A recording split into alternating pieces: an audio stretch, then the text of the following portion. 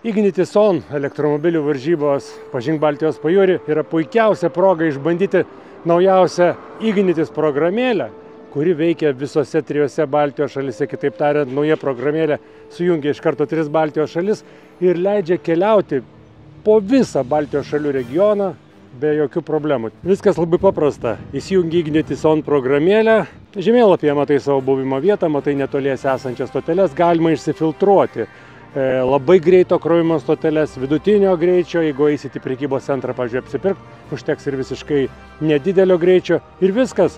Paspaudę žemėlapyje mygtuką per Waze ar kitą žemėlapio programėlę, navigaciją gali nusistatyti maršrutą ir atvažiuoti įsikrauti. Ir mes esame šalia Pernų, mažame miestelėje, prie prekybos centro.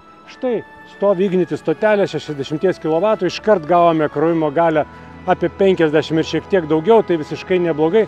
Kol apsipirksime, įsikrausime elektros ir tuomet važiuosime, kaip rodo žemėlapis, link Latvijos sienos, ten Ainaži yra superchargeris, išbandysime ir jį. Pažiūrėkim, kiek įsikrovėm, kol apsipirkom.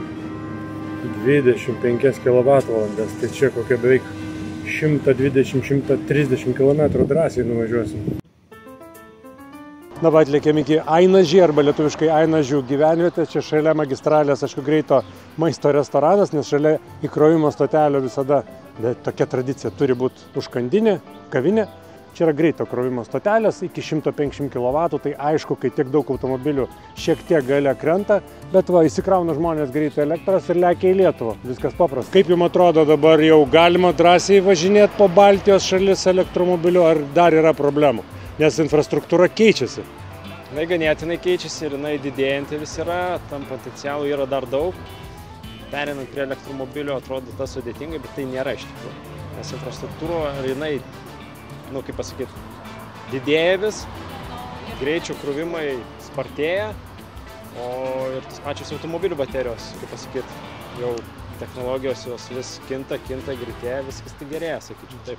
Jeigu šitos stotelės krauna 150 kW, tai praktiškai vis tiek reikia pasidaryti tam tikrus namų darbus prieš važiuojant krautis, tai ypatingai Volvo automobilė, tai navigavimo sistema yra Google'as, kaip ir gal panašiai kituose automobiliuose, kuomet tu kelionės tikslą pažymi krovimo stotelę, tai ta pati automobilio sistema kartu su Google jinai paruošia tą bateriją, to pasiekoje tu atvykęs daug greičiau gali pasikrauti, nes jinai būna arba atvėsinta, arba priešingai, jeigu ryte pašildyta ir sutaupai laiko, tai yra 15-20 minučių klausimas, tai jeigu tai yra 500 km atstumas, tai bet kokiu atveju, su bet kokiu automobiliu tu važiuodamas, nori sustoti 10 minučių, 15 minučių, tai nemanau, kad tai apsunkina. Iš tikrųjų, fast chargeriai arba greito įkrovimo stotelės yra labai didelė techninė pažanga. Tai jau krauname savo bateriją, maždaug nuo 20-26 procentų, nors ir galia padalinta, labai daug automobilių tuo pat metu kraunasi, visi gauna iš esmės maždaug 99, 100, 110 kW galią. Vidurkis yra 100, tai sakyčiau visai neblogai.